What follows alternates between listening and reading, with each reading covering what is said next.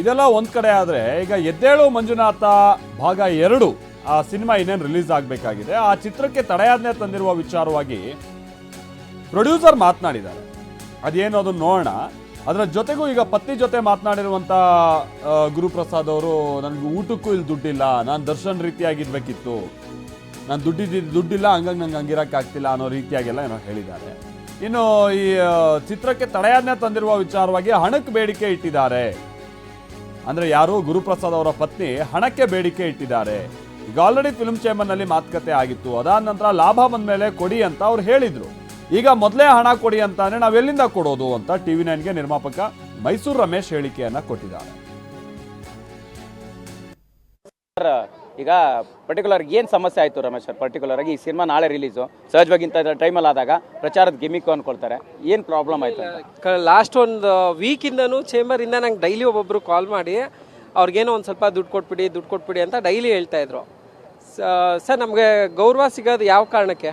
ನಾವು ಹೇಳ್ದಾಗ ನಡ್ಕೊಂಡ್ರೆ ತಾನೇ ನಮಗೆ ಗೌರವ ಸಿಗುತ್ತೆ.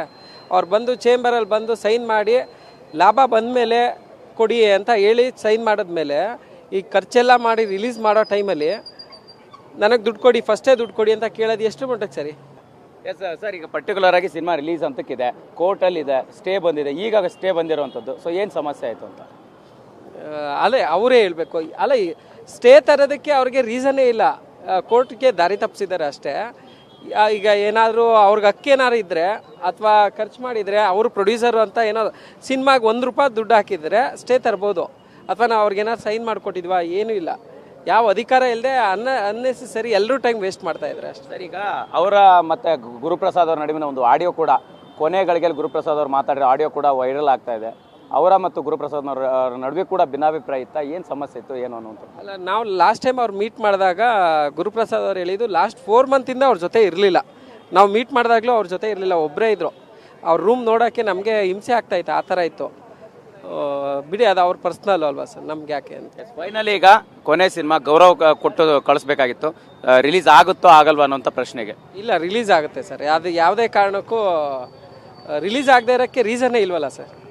ಸರ್, ಸುಮಿತ್ರಾ ಅವರ ಈ ನಡೆ ಬಗ್ಗೆ ನಿಮ್ಮ ಕೊನೆ ಮಾತು ಸರ್. ಸರ್, ನಾವು ಇನ್ಯಾವ ಬಾಯಲ್ಲಿ ಹೆಂಗೆ ಹೇಳಬೇಕು ಗೊತ್ತಿಲ್ಲ. ನಾವು ಈ ಸಿನಿಮಾ ಶುರು ಆದಾಗಿಂದನೂ ಗುರುಪ್ರಸಾದ್ ಕ್ಲಿಯರಾಗಿ ಹೇಳಿದ್ರು, ನನಗೆ ಇದರಲ್ಲಿ ಹಣ ಬೇಡ, ಫಸ್ಟು ನಾನೇ ಹೀರೋ ಆಗಿ ಮಾಡ್ತೀನಿ, ನಂದೇ ಕತೆ, ನಂದೇ ಸಂಭಾಷಣೆ, ನಂದೇ ನಿರ್ದೇಶನ, ಎಲ್ಲ ಫ್ರೆಂಡ್ಸ್ಗಳು ಸೇರ್ಕೊಂಡು ಸಿನಿಮಾ ಮಾಡಿ ಒಂದು ಗೆಲ್ಸೋಣ, ಒಂದು ತೋರಿಸೋಣ. ತೋರಿಸಿದ ಮೇಲೆ ಸಿನಿಮಾ ಗೆತ್ತು ಅಂತಂದರೆ ಯಾರು ಬಂಡವಾಳ ಹಾಕಿರ್ತಾರೋ ಅವ್ರದ್ದೆಲ್ಲ ಫಸ್ಟ್ ಕೊಟ್ಬಿಡೋಣ. ಆ ಲಾಭ ಅಂತೇನಿದೆ ಅಲ್ಲಿ ನಂಗೆ 51% ಕೊಡಬೇಕು, ನಾನು ಇದು ಅದ್ಭುತವಾಗಿ ಮಾಡಿ ತೋರಿಸ್ತೀನಿ ಅಂತ ಹೇಳಿದರು. ಅದನ್ನು ಒಪ್ಕೊಂಡಿದ್ವಿ. ಅದೇ ಮಾತು ನಾವು ಇವತ್ತಿಗೂ ತಪ್ಪಿಲ್ಲ, ಅದೇ ಮಾತು ಇವತ್ತು ಹೇಳ್ತಾ ಇದ್ದೀವಿ. ಬೇಕು ಅಂತಂದರೆ ಬಾಂಡ್ ಪೇಪರ್ ಮೇಲೆ ಬರ್ಕೊಡೋಕ್ಕೂ ರೆಡಿ ಇದ್ದೀವಿ ಎಲ್ಲರೂ. ಈಗ ಅದು ಆಗಲಿ, ಅವ್ರು ಹೇಳೋದೇನು ಅಂದರೆ, ಹೋದ ಸಿನಿಮಾ ಗೆಲ್ಲಿಲ್ಲ, ಅದು ಈ ಸಿನಿಮಾ ಗೆಲ್ಲಿಲ್ಲ ಅಂದರೆ ಏನು ಮಾಡೋಕ್ಕಾಗತ್ತೆ, ನಂಗೆ ದುಡ್ಡು ಕೊಟ್ಬಿಡಿ. ಅದು ಹೆಂಗೆ ದುಡ್ಡು ಕೊಟ್ಬಿಡೋಕ್ಕಾಗತ್ತೆ? ಆ ಥರ ವ್ಯವಸ್ಥೆ ಇರಲೇ ಇಲ್ಲ ಇಲ್ಲಿ. ಆಮೇಲೆ ಇನ್ನೊಂದೇನಪ್ಪ ಅಂದರೆ, ಅವ್ರು ಹೇಳಿದ್ದಿದ್ದೇ ಒಂದು ಬಡ್ಜೆಟು, ಅದು 1, 2, 3 ದುಪ್ಪಟ್ಟಲ್ಲ, 3ರಷ್ಟು ಜಾಸ್ತಿ ಆಗಲೇ ಕಲೆಕ್ಟ್ ಮಾಡಿದ್ದಾರೆ ಅವ್ರ ಜನಗಳ ಹತ್ರ ಎಲ್ಲ. ಅದು ಬಿಡಿ, ಅವ್ರ ಮೇಲೆ ಹೋಗಿದ್ದಾರೆ, ಅವ್ರು ಅಲ್ಲಿದ್ದಾರೆ. ಅದ್ರ ಬಗ್ಗೆ ಒಂಥರ ನೆಗೆಟಿವ್ ಆಗಿ ಮಾತಾಡೋದು ನಮಗೂ ಇಷ್ಟ ಇಲ್ಲ. ಫೈನಲಿ ರಿಲೀಸ್ ಆಗುತ್ತಾ ಇಲ್ವಾ ಸರ್? ರಿಲೀಸು ಮಂಜುನಾಥನ ಕೃಪೆಯಿಂದ ಖಂಡಿತ ರಿಲೀಸ್ ಆಗುತ್ತೆ ಸರ್. ಇವತ್ತಾಗಲಿಲ್ಲ ಅಂದರೂ ನಾಳೆ ಆಗುತ್ತೆ.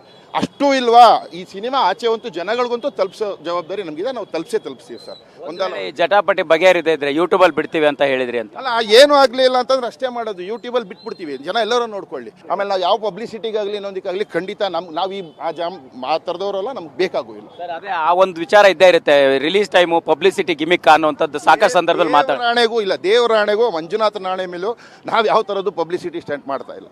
ಸಿದ್ಧತೆ, ಬದ್ಧತೆ, ಶುದ್ಧತೆಯಿಂದ ನಾವು ಕೆಲಸ ಮಾಡ್ಕೊಂಬಂದಿದ್ದೀವಿ, ಮಾಡ್ಕೊಂಡು ಹೋಗ್ತೀವಿ ಸರ್ ಅಷ್ಟೇ. Thank you sir. Thank you sir. ಇದಿಷ್ಟು ಎದ್ದೇಳು ಮಂಜುನಾಥ ಸಿನಿಮಾದ ಎಕ್ಸಿಕ್ಯೂಟಿವ್ ಪ್ರೊಡ್ಯೂಸರ್ ರವಿ ದೀಕ್ಷಿತ್ ಹಾಗೆ ಮೈಸೂರು ರಮೇಶ್ ಅವರ ಮಾತಾಗಿರ್ತಕ್ಕಂಥದ್ದು. ಕ್ಯಾಮ್ರಾ ಪರ್ಸನ್ ಬಾಲಾಜಿ ಜೊತೆ ಮಾಲ್ತೇಶ್ ಜಗ್ಗಿನ್, TV9 ಬೆಂಗಳೂರು. ಖ್ಯಾತ ನಿರ್ದೇಶಕ ಗುರುಪ್ರಸಾದ್ ಅವರ ಆತ್ಮಹತ್ಯೆ ಆಗಿತ್ತಲ್ಲ, ಸಾವಿಗೂ ಮುನ್ನ ಅವರು ಮಾತನಾಡಿದ್ದಾರೆ ಅನ್ನುವಂಥದ್ದೊಂದು ಆಡಿಯೋ ಈಗ ವೈರಲ್ ಆಗಿದೆ. 2ನೇ ಪತ್ನಿ ಸುಮಿತ್ರಾ ಅವರ ಜೊತೆಗೆ ಅವರು ಮಾತನಾಡಿದ್ದಾರೆ ಅಂತ ಹೇಳಲಾಗ್ತಾ ಇದ್ದಂತ ಒಂದು ಆಡಿಯೋ ಇದು. ಆತ್ಮಹತ್ಯೆ, ಹಣದ ಸಮಸ್ಯೆ, ಇದೆಲ್ಲದ್ರ ಬಗ್ಗೆನೂ ಕೂಡ ಅವರು ಆಡಿಯೋದಲ್ಲಿ ಉಲ್ಲೇಖ ಮಾಡಿದ್ದಾರೆ. ಏನಿದೆ ಹಾಗಾದ್ರೆ ಆ ಸಂಭಾಷಣೆಯಲ್ಲಿ, ಬನ್ನಿ ನೋಡೋಣ. ಹಲೋ, ಹೇಳಿ. ಫೋನ್ ಮಾಡಿದಿರಿ ನಾನು ನಿಮ್ಗೆ ಬೆಳಗ್ಗೆಯಿಂದನು. ಓಕೆ, ಅದಕ್ಕೆ ಮಾಡ್ಲಿ? ಮಗು ಏನ್ ಮಾಡ್ಲಿ ಅಂದ್ರೆ ಮಗಳು ಮಾತಾಡ್ಸಿ ಅಂತ ತಾನೇ ನಾನು ಹೇಳ್ದೆ. ನಾನು ದುಡ್ಡು ಕೇಳಕ್ ಫೋನ್ ಮಾಡಿದ್ನ ಏನ್ ಮಾಡಕ್ ಫೋನ್ ಮಾಡಿದೆ? ಓಕೆ, ಈಗ ಹೇಳ್ತೀನಿ. ಒಂದ್ ನಿಮಿಷ ನನಗಿರೋ ಉತ್ತರ ನಿಮ್ಗೆ ಕಲ್ಪನೆ ಇಲ್ಲ ಅಂತ ನಾನು ಅವತ್ತೇ ಹೇಳಿದ್ದೀನಿ. ಈಗ ಕೇಳಿಸ್ಕೊಡಿ. ಪಾಯಿಂಟ್ ನಂಬರ್ 1, ಜೊತೆ ಇರೋದು ಅಂತಾಗಿ ನಾನು ಹೇಳಿದ್ರೆ ಜೊತೆಲೇ ಇದ್ರಿ, ಆಯ್ತಾ? ಆಮೇಲೆ ಮನೆ ಅಂತ ಮನೆಗೂ ಬಂದಾಯ್ತು. ಅವನ್ ಹತ್ತ ಅನ್ಬಿಟ್ಟು ಹೊರಟ್ರಿ. ನೀವು ಡಿಸ್ಟೆನ್ಸ್ ನೀವೆಲ್ಲ ಮಾತಾಡ್ತೀನಿ, ಕೂಲಿ ತರ ಸಾಯ್ತಾ ಇದ್ದೀವಿ ಅಲ್ವಾ? ಸೊ ನಂಗೆ ಗೊತ್ತಿತ್ತು ಇಷ್ಟರಲ್ಲೇ ಮಗಳು ಹುಷಾರಿಲ್ಲ ಅನ್ನೋದು ಒಂದು ಇಶ್ಯೂ ಮಾಡಿ ಬಂದೇ ಬರ್ತಾರೆ ಇವ್ರು, ಬೇಕು ಅಂತ ಕ್ರಿಯೇಟ್ ಮಾಡಿ. ನೀವು ತುಂಬಾ ಕಿಲಾಡಿ ಅನ್ಕೊಂಡಿದೀರಿ. ನೋಡಿ, ನೀವು ನೋಡಿ ದರ್ಶನ್ದು ಎಪಿಸೋಡ್ಸು ಅದು ಇದು ಎಲ್ಲ ನೋಡಿ, ಆ ತರ ಇರ್ಬೇಕಿತ್ತು. ನಾನು ಹಂಗಿಲ್ವೇ? ನನ್ನ ದುಡ್ಡಿಲ್ಲ, ದುಡ್ಡಿದ್ರು ನಾನು ಹಂಗೆಲ್ಲ ಮಾಡಲ್ಲ. ನಾನು ಸರಿಯಾಗಿ ಯೋಚನೆ ಮಾಡ್ತೀನಿ.